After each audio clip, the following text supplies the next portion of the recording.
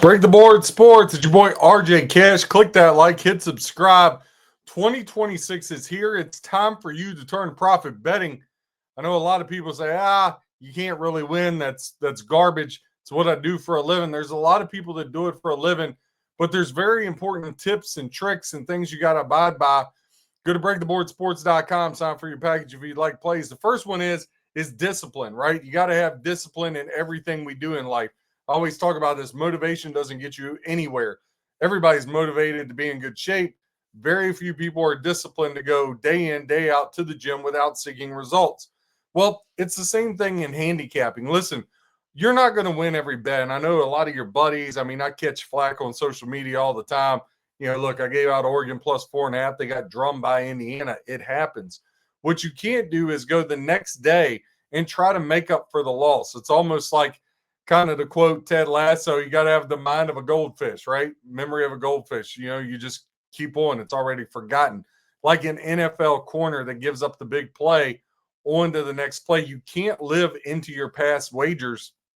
It's not going to help you as you move on throughout the rest of your betting tenure. So, again, all you can do is do your handicapping, make your bets, and then move on to the next day. Whether you win or lose, still got to wake up and do it again the next day. So, again, you can't sit there and sweat out games. Another thing, I don't watch a whole lot of the games I bet. Football, yeah, sure.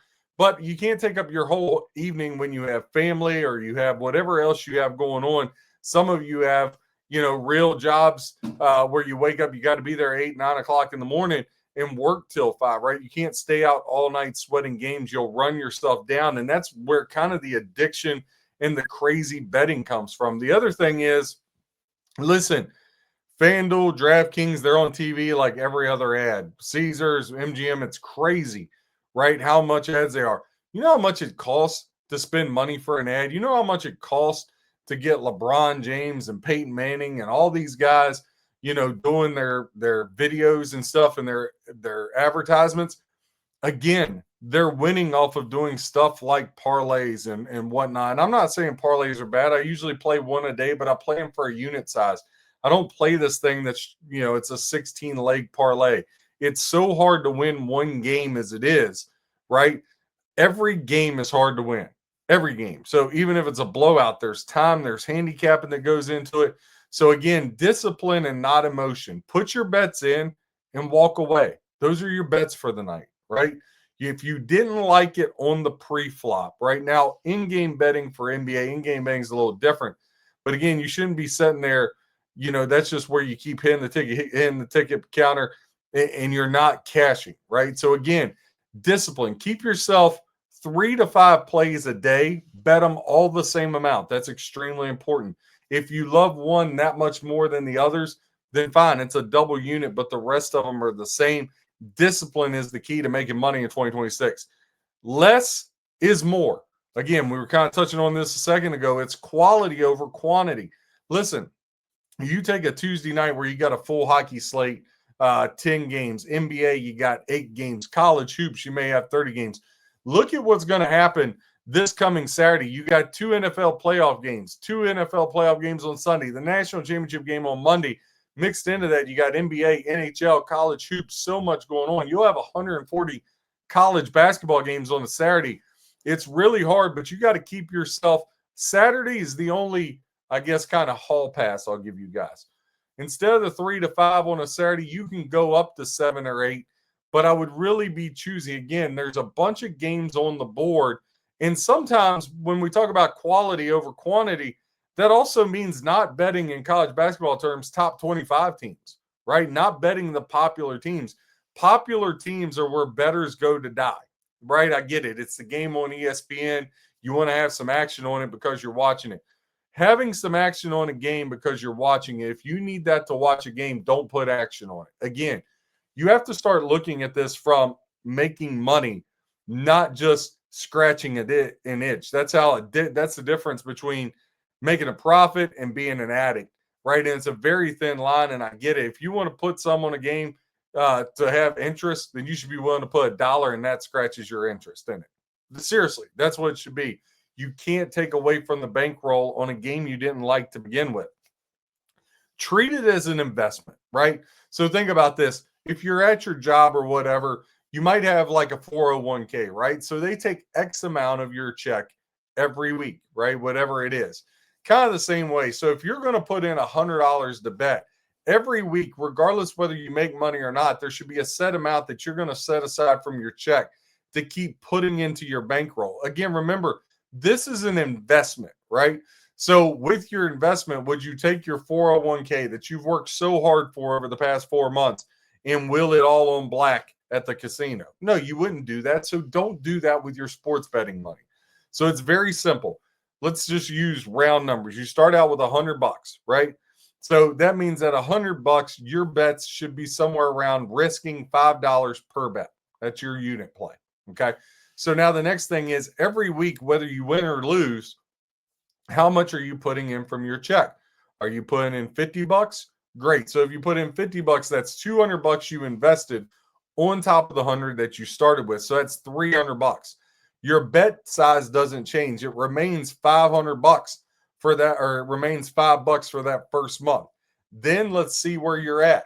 If you're able to work that thing to get it to where it's at like 350 to 400, great. Now you can stair step that thing up to $10 to $15 a game. Again, keeping that 5% of your bankroll or less.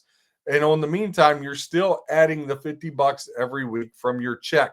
Again, it's like your own 401k between winners. And if you remain disciplined, remember I said discipline is the number one tip. If you remain disciplined, next thing you know, in 3 months, your bankroll will be somewhere with the winners in which you invested. You're going to be over $1,500. At $1,500, now you can fire off $50 a game, right? Now, fast forward, if you're with a good handicapper and you're picking your own games well, look, in 6 months, you could have over $5,000, right? And remember, you just start as a $5 better with $100, but you have to start treating this as an investment and not being emotional. Again, discipline, not emotion. Less is more, quality over quantity, and treat it as an investment. Fourth one, and it's more of a handicapping rule. Don't lay points on the road. Listen, it may work out for a night, a week, a day. Heck, you might have a whole year of laying points on the road and turn a profit. But long term, after 20 years of doing this, you will not sustain winners long term. Laying points on the road is where good bettors go to die. Okay, you can't do it.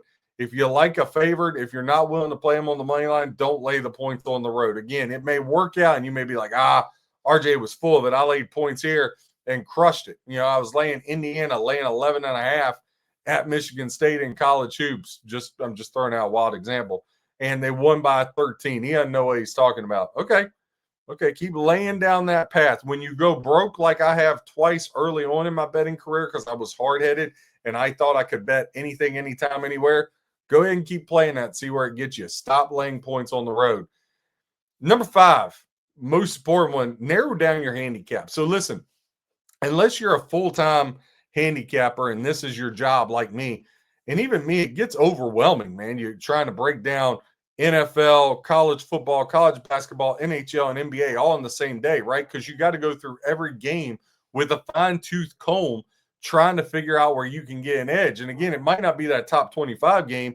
It may be freaking Savannah State versus Mississippi Valley State. It might be Idaho versus San Francisco in college hoops, right? There might be an NHL game I like on the board better than I like 2 NFL divisional playoff games, right? You got to go through everything with a fine-tooth comb.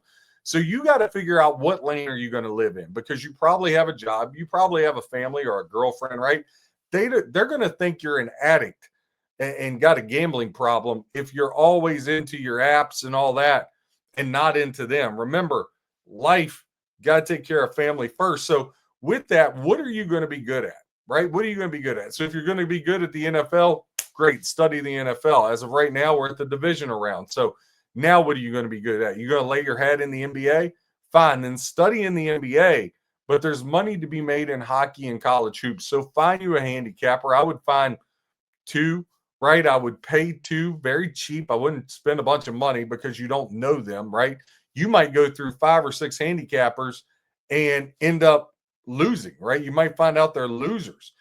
And how do you know when to follow a handicapper? Well, you can't cover every sport, so you got to pick out people that's sport specific. Maybe they give out NBA plays, but you're into the NBA. Well, you got their plays, you can match them up against yours.